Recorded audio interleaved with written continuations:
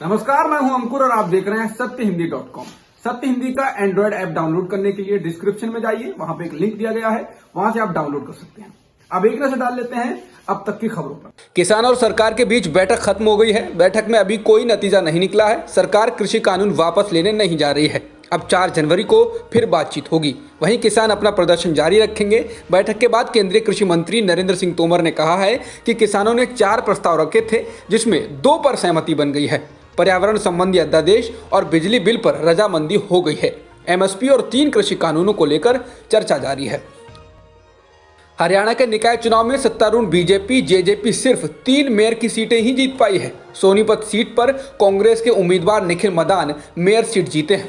पूर्व मंत्री कविता जैन सोनीपत सीट से ही बीजेपी की विधायक हैं, लेकिन फिर भी यहां से बीजेपी उम्मीदवार नहीं जीत सके हैं। इसी क्षेत्र के कुंडली सिंगू बॉर्डर पर किसान आंदोलन हो रहा है। महत्वपूर्ण सीट अंबाला, जहां से राज्य के गृह मंत्री अनिल विज विधायक हैं, ये सीट जनचेतना पार्टी की शक्ति रानी शर्मा जीती हैं।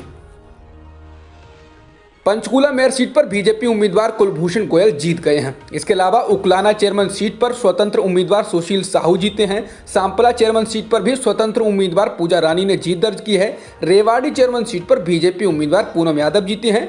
धारूहेड़ा सीट पर स्वतंत्र उम्मीदवार कंवर पाल ने जीत दर्ज की है। बता दें, इस बार मेयर, नगर परिषद और नगर पालिका अध्यक्ष के लिए सीधे चुनाव हुआ है। इससे पहले पार्षद ही मेयर चुनते थे। ब्रिटेन से शुरू हुआ कोरोना वायरस का नया स्ट्रेन अब भारत में फैलता जा रहा है। देश में अब तक 20 से अधिक मामले सामने आ चुके हैं, जिनमें कोरोना के नए स्ट्रेन के लक्षण हैं। उत्तर प्रदेश में अब तक ऐसे 10 मामले सामने आ चुके हैं, जिसके बाद प्रशासन अलर्ट पर है। जिन 10 लोगों में कोरोना के नए स्ट्रेन के लक्षण मिले हैं, उनमें मेरठ में 1, नोएडा में 3, गाजियाबाद में 2 और बरेली का 1 व्यक्ति है। 2 लोग ऐसे हैं जो यूपी में आए हैं, हालांकि रहने वाले दिल्ली के हैं।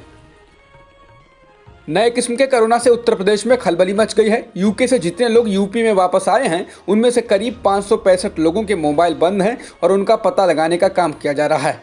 यूपी में अब तक यूके से लौटे 950 लोगों की जांच की जा चुकी है, जबकि अन्य की तलाश की जा रही है।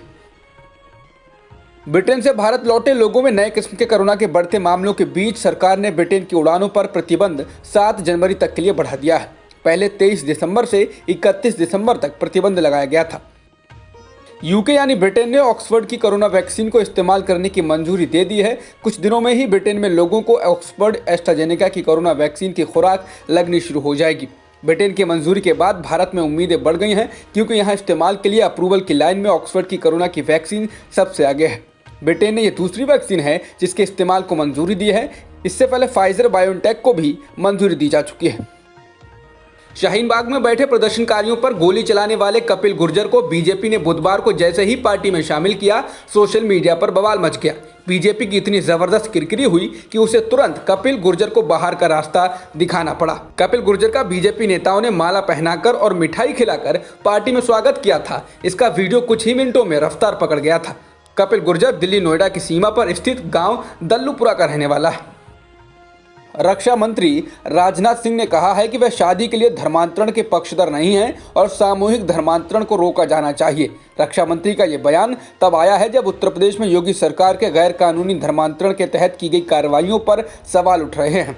एक दिन पहले ही 104 रिटायर्ड आईएएस अफसरों ने उत्तर प्रदेश के मुख्यमंत्री योगी आदित्यनाथ को चिट्ठी लिखकर कहा है कि राज्य नफरत, विभाजन और कट्टरता की राजनीति का केंद्र बन गया है। चिट्ठी लिखने वालों में पूर्व राष्ट्रीय सुरक्षा सलाहकार शिवशंकर मेनन, पूर्व विदेश सचिव निरुपमा राव और प्रधानमंत्री के पूर्व सलाहकार टीके नैयर जैसे लोग शामिल हैं।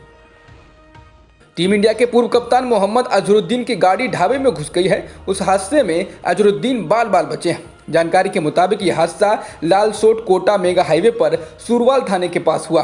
57 साल के पूर्व भारतीय कप्तान मोहम्मद अजहरुद्दीन अपने परिवार के साथ रणथंबोर आ रहे थे, तभी यह हादसा हुआ।